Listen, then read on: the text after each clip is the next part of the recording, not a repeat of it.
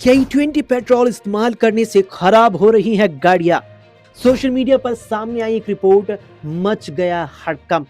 क्या वाकई में E20 है नुकसानदायक या कुछ फायदा भी है? E20 पेट्रोल को लेकर देश में बहस जारी है।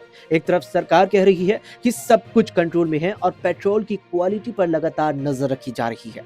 दूसरी तरफ ऑटोमोबाइल कंपनियों के सबसे बड़े संगठन सीएम की एक कथित रिपोर्ट में ऐसी बातें सामने आई हैं जिनमें इंजन और एग्जॉस्ट सिस्टम के अहम पार्ट्स के तेजी से खराब होने की बात कही गई। दिलचस्प बात यह है कि जिस मीडिया रिपोर्ट में ये दावे किए गए उन्हें बाद में हटा भी लिया गया। ऐसे में सवाल उठता है कि आखिर E20 पेट्रोल को लेकर असली तस्वीर क्या है?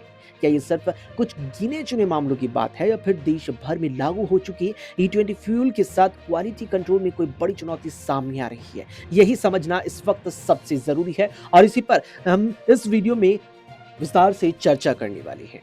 मीडिया रिपोर्ट के मुताबिक society of Indian automobile manufacturers यानी सियाम ने दावा किया है कि खराब फ्यूल की वजह से इंजन और एग्जॉस्ट सिस्टम के कई जरूरी पार्ट्स तेजी से खराब हो रही है। हालांकि सरकार ने इन दावों पर सफाई देते हुए कहा कि पेट्रोल की क्वालिटी पर लगातार नजर रखी जा रही है और मिलावट या कंटेमिनेटेड यानी दूषित फ्यूल के मामले में बेहद ही कम निकल कर के सामने आई है।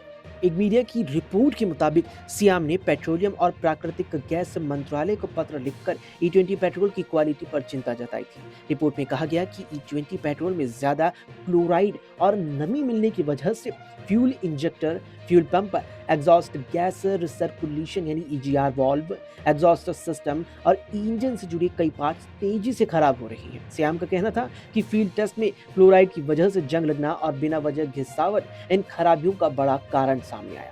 रिपोर्ट के मुताबिक सियाम ने कहा कि E20 पेट्रोल लागू होने के बाद क्लोराइड से जुड़े मामलों में बढ़ोतरी देखने को लगातार ही मिली है। संस्था का कहना था कि ज्यादा क्लोराइड इंजन और एग्जॉस्ट सिस्टम में तेजी से जंग लगा सकता है। इससे वाहन तुरंत खराब हो सकता है या फिर लंबे वक्त में बड़ी तकनीकी दिक्कतें पैदा हो सकती हैं। रिपोर्ट में यह भी दावा किया गया कि अगर ऐसी घटनाएं लगातार बढ़ती रहीं तो लोगों का एथेनॉल ब्लेंडेड पेट्रोल पर भरोसा पूरी तरीके से कम हो सकता है। रिपोर्ट के मुताबिक कुछ वाहनों के फ्यूल टैंक के लिए गए सैंपल में क्लोराइड की मात्रा 500 मिलीग्राम तक पाई गई। वहीं कुछ पेट्रोल पंपों से लिए गए सैंपल में ये लेवल 350 मिलीग्राम तक ही रहा। सियाम ने सरकार से मांग की है कि ब्यूरो ऑफ इंडियन स्टैंडर्ड यानी BIS भारतीय मानक ब्यूरो के फ्यूल स्टैंडर्ड में क्लोराइड की अधिकतम सीमा को अनिवार्य रूप से शामिल किया जाए। संस्था ने E20 और E85 फ्यूल में कुल क्लोराइड की सीमा 1 mg से भी कम रखने की सिफारिश की।